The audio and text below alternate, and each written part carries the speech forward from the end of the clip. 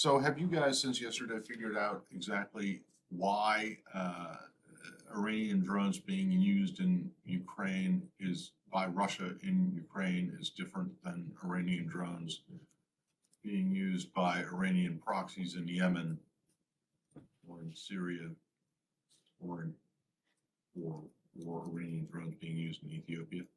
We these circumstances are not different, and as I said yesterday, the use and the transfer of Iranian-made UAVs in all of these circumstances, due to the reason that I laid out yesterday, the range of these drones that were clear in Annex B of 2231 continues.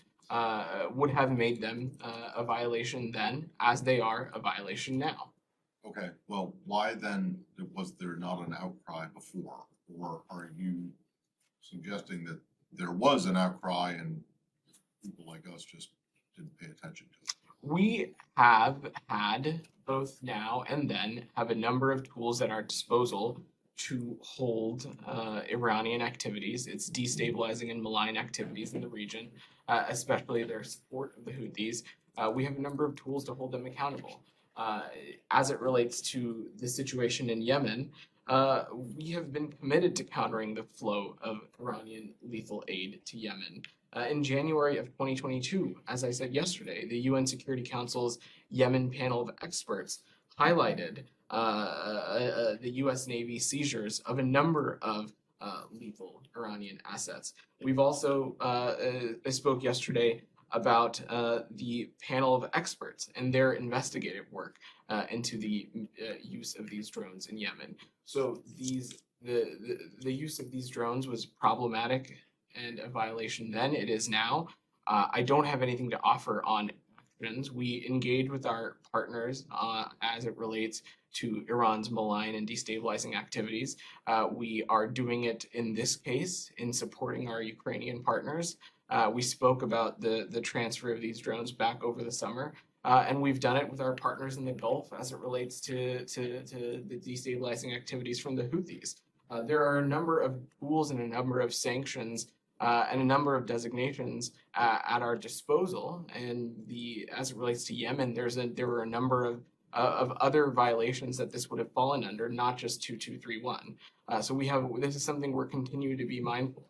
Okay, well, let's set aside the hypothetical of what might be a consequence for the current situation with these drones in Ukraine. What can you point to that the administration did with these same drones being used in these other places that both you and I have mentioned? Well,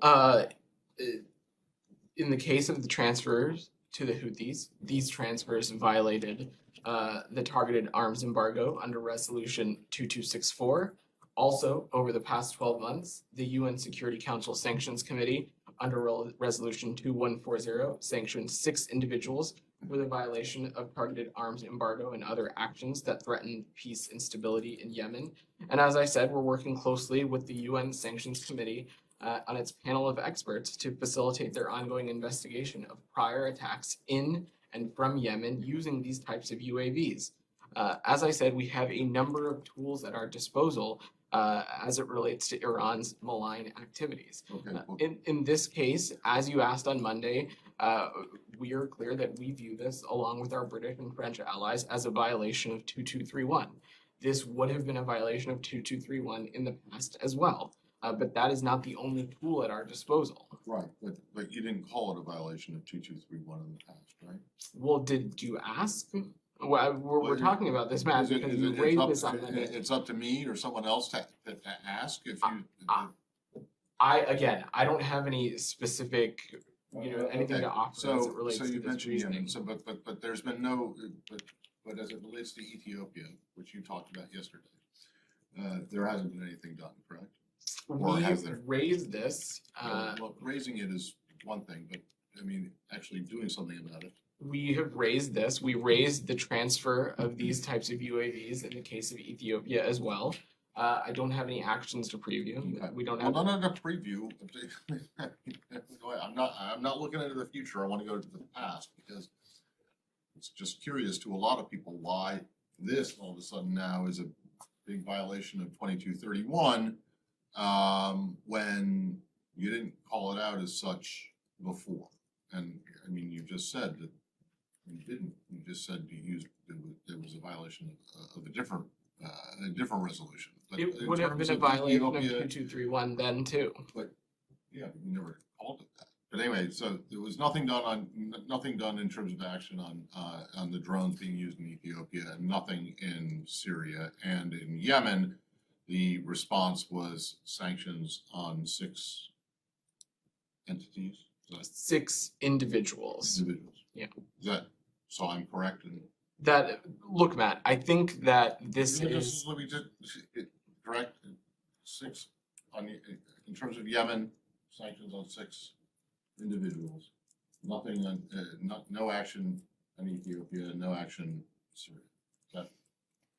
I don't have a specific line item of actions to read out for you, Matt, but what I would reiterate, as I have reiterated over the course of this week, that as it relates to Iran's malign and destabilizing actions in the region, we have a number of tools at our disposal to continue to hold them accountable. Some of them are UN Security Council resolutions, some of them are sanctions, some of them are other actions, and at every turn we have not hesitated to use these actions. On the specifics of the UAVs, as I said yesterday, it would have been a violation back then. It is now in all of these cases, whether they are being transferred to the Houthis or the Russians. It would be a violation regardless.